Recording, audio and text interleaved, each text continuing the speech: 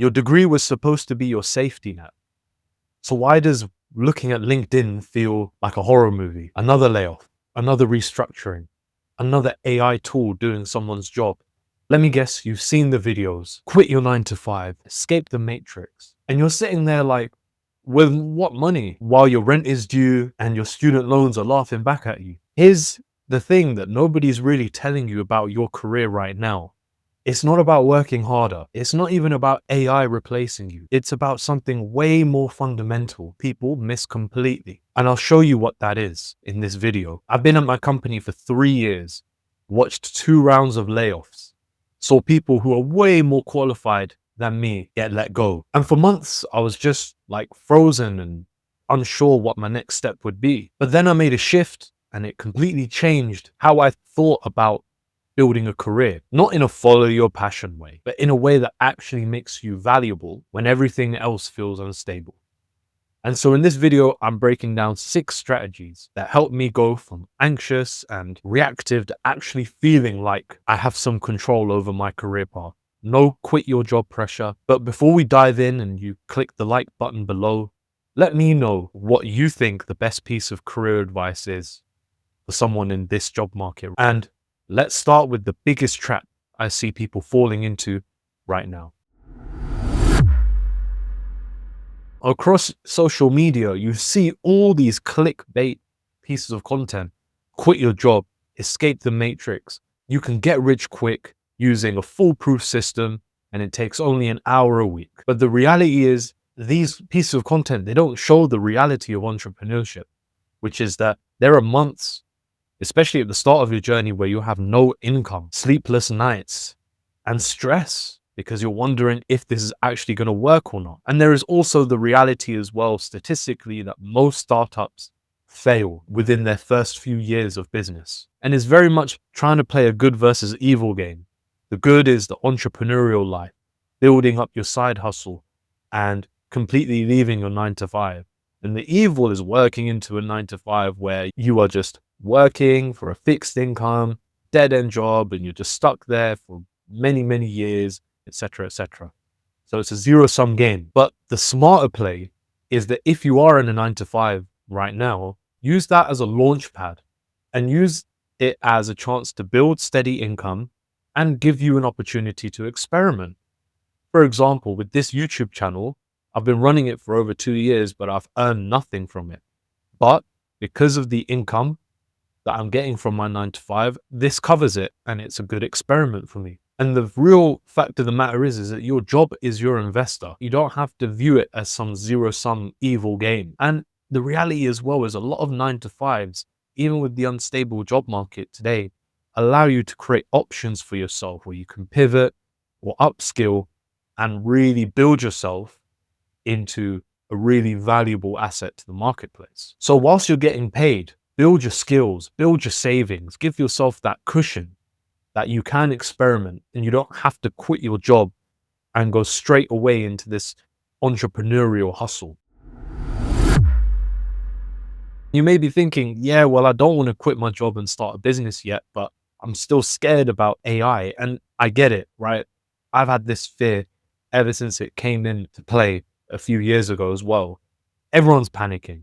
ChatGPT, Midjourney, the amount of automation that's being advertised with agents, that is all a genuine threat. But the real question is, what are you doing that's replaceable? Hear me out. There has to be a bit of a mindset shift, because if you continue to view AI as the enemy in your day-to-day job, you're not going to be likely to use it, and therefore you're going to put yourself at a disadvantage. And the reality that you have to start accepting and actually encouraging and embracing is that AI is your assistant. It's not your competition. The way that I think about it is this: AI is literally my personal assistant. It's helping me get started and to overcome that blank page problem where you're stuck trying to think about how to start a long task or assignment. AI gives you an outline and it gives you an opportunity to get over that trap that we all fall into. But also, if you're watching this and you're in your 20s, you've got to realize that you've got a real advantage, right? Like me, like you've all grown up with tech around you. on your phones, game consoles, computers, laptops, etc.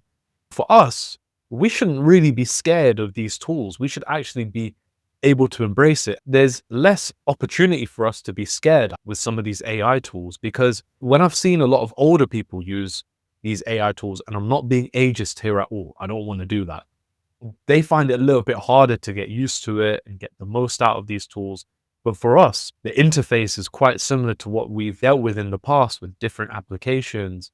It's very easy for us to just get stuck into it and build our skills up a lot quicker. And so, for example, I can use AI to get started with important documents at work, do meeting summaries, also help me out in terms of like my thumbnails and my video ideas.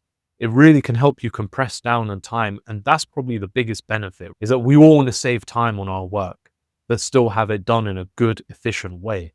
So any chance that I can have to do that, I'm only going to try and champion it. And the key difference is that you don't want to use AI to just do the work for you. You have to lend your eye to it, your experience, your judgment, and your taste. Because at the end of the day, the AI is only as good as the inputs you put into it. And you should never accept the first thing it says as the final piece to finish your work. So partner with AI and don't compete with it, because otherwise you're going to put yourself in a negative frame of mind. And actually, the job market and the economy as a whole, it rewards people who can solve problems and leverage tools to do so. But you may be thinking, well, AI is obviously the main skill that I want to build, but what else should I do? Hear me out on this one. When I was at university, I did a degree that isn't really favorable to the job market in history. But I knew from my first year that I needed to build transferable skills that would help me get into the types of jobs that I wanted. Doing a history degree, it teaches you a lot of transferable skills, things like attention to detail, research, communication, presenting to different audiences. But there are other transferable skills in the market as well. For example, if you can learn how to communicate with data, become data literate, if you can learn areas of project management or even sales and marketing, these are very solid transferable skills that help grow the skill tree that you have. Think of it like your favorite game. It probably has a deep progression system.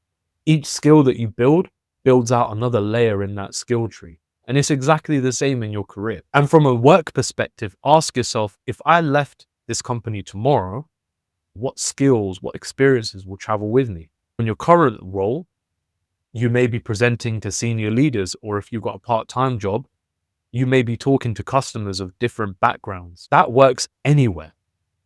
And you're building career insurance, and you're not dependent on one company, because before I started working, people used to stay at companies for 20, 30 years. I don't think that's the case anymore. You have to see yourself as developing skills to branch out to the job market in case you need to move companies. And that's all well and good. You may have so many good skills, but it means nothing if you don't do this next step. Again, going back to my degree, I knew that in my first year, I needed to build a LinkedIn profile and take more opportunities via internships and open days and really get myself out there. And it helped me land my first job, because the old saying is that it's not what you know, it's who you know. As cliche as it sounds, it is such an accurate statement, because most jobs are actually not filled through job boards that you may see on like Indeed or LinkedIn. They're actually filled through referrals and connections and word of mouth. So the key here is to be curious and not treat networking as a zero-sum game. It should be that you have genuine conversations with people and look to learn more about them, their career journey, and where they see the industry going, whether it's their role or their particular sector. I have a mentor who told me that we have two of these and one of these for a reason. Listen twice as much as you talk, and people like to talk. So the more you let them talk and express themselves, the easier it will be to find areas to talk about and build a conversation through. And the reality is that a LinkedIn connection could help you land a freelance opportunity. And your age, being young in your 20s, is an advantage. People who are older than us, they want to help. They want to be seen as giving back to the younger community. And the best opportunities always come from those connections where that connection knows someone who can help you in your job search. But you may have landed a job or you may be looking for a job. So now you've got that network, you've built those transferable skills, but you've got to keep learning. Most people stop learning after uni. They think, I've got the degree, now I'm good. And I'll be very honest, when I got my degree, I almost felt that I'm settled. I've done a good amount of learning. Now I've just got to go into the workplace and just go business as usual. But no, you're always learning. And the moment that you think you're not learning anymore is the day that you need to really check yourself, because industries change every few years or so. Think about it. COVID came and disrupted the job market. There was a lot more focus on tech and now AI. So the degree is like your entry ticket. But after that, the learning you do in your job or in your career, that helps you to stay in and build a good platform for yourself. It really pays to be on top of what's happening in the world right now. And I don't mean you have to start watching the news, but keep up with some industry news. There's a difference. Maybe it's 30 minutes a day reading a particular newsletter. Maybe it's one course that you take, a qualification you take, or even a book a month, a good book. The point is that these steps, these habits that you build now to start learning new knowledge and expanding your skill set, that's actually going to pay off over the years, because it's going to compound and you're going to become the go-to person for a particular topic. And that's when you become really, really valuable. But there's one more point I need to mention that a lot of people overlook that is also so critical to building out your career. In this job market, there's so much chaos. You've got layoffs, you've got AI, you've just got the uncertainty of what's going on around you. The last thing you want to do is try and think about how you can control the economy, AI, company decisions. These are things that are happening outside your sphere, that are happening outside of your control, outside of your bubble. But what you can control is the effort you put into your career, the learning that you do, networking, trying to save money and invest towards a better future, and the skills that you build to give yourself leverage. And I realized this because a couple of years ago, I was just worrying about layoffs, but that didn't really change anything. But now you've got to shift your focus on whether you're building skills today, whether you're saving or you're networking or you're just trying to learn new things. So here's something practical that you can do. If you're in the job market, try and update your CV every 3 to 6 months. You can use AI to run through some of the achievements you've done and try and anonymize it so that it's not revealing company data. And also try and build an emergency fund that covers you for at least 3 to 6 months, because you don't understand how much peace of mind you get when you've got a cushion saved to the side. And try and learn one new skill a quarter.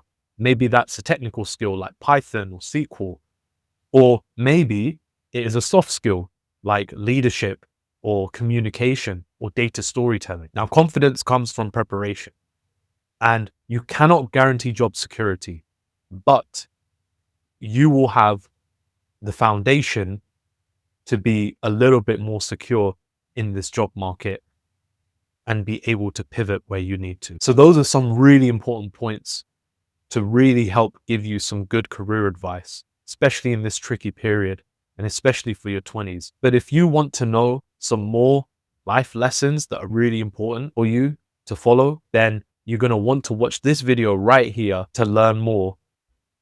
Peace out.